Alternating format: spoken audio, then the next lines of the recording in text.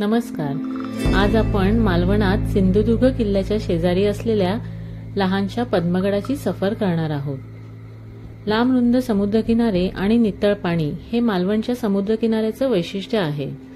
नैसर्गिक देखणे पण लाभलेल्या या समुद्रकिनाऱ्यावर पद्मगड हा जलदुर्ग दिमाखात उभा आहे। परकीय शत्रूंपासून कोकण पट्ट्यांचे संरक्षण व्हावं याकरिता 17व्या शतकात पद्मगडाची निर्मिती करण्यात आली। मालवणात सहलीला जाणारे पर्यटक सहसा या किल्ल्याची फेरी चुकवत नाहीत।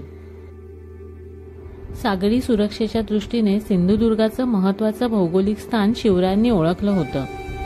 त्यांनी 17व्या शतकात मालवणच्या सागर तीरावर 3 जलदुर्गांची निर्मिती केली। ते जलदुर्ग म्हणजे पद्मगड, राजकोट आणि सर्जेकोट हे होत। या तिन्ही जलदुर्गांपैकी पद्मगड पाहण्यासाठी पर्यटकांची गर्दी होते। पद्मगडाची भौगोलिक रचना खासच आहे। मालवणच्या समुद्र किनाऱ्यावरून सिंधुदुर्गाकडे पाहिल्यास डावीकडे पद्मगड तर उजव्या किनाऱ्याच्या भूशिरावर राजकोट आहे।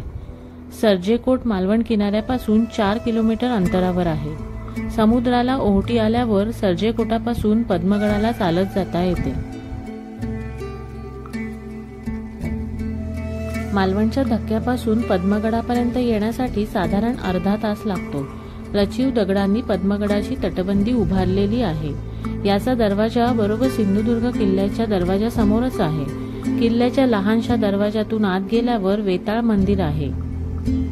मालवणच्या कोळी बांधवांचं श्रद्धास्थान असल्याने त्यांची येथे नित्य नेमाने ये-जा चालू असते।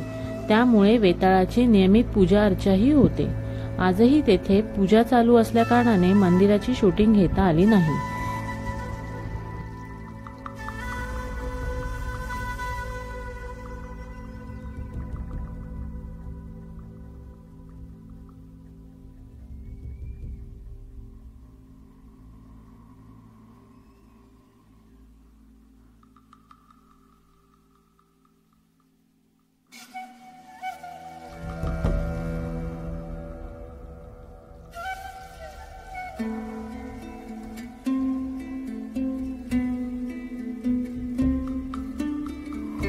पद्मगडाचा उपयोग शिवकाळामध्ये गलबतांच्या दुरुस्तीसाठी केला जायचा।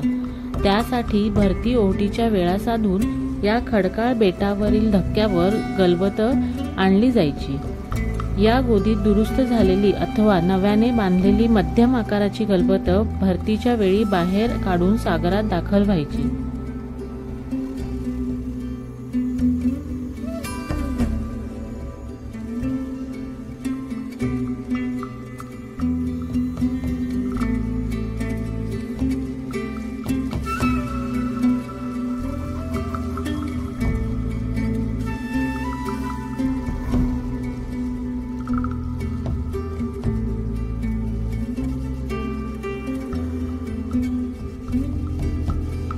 सध्या आपल्या पुरातत्व खात्याच्या दुर्लक्षामुळे या किल्ल्याची अवस्था बिकट झाली आहे। असो, पण कधी मालवणात गेलात तर एखाद्या तिथल्या जाणकाराला समुद्राची ओहोटीची वेळ विचारूनच या किल्ल्यावर जाणे।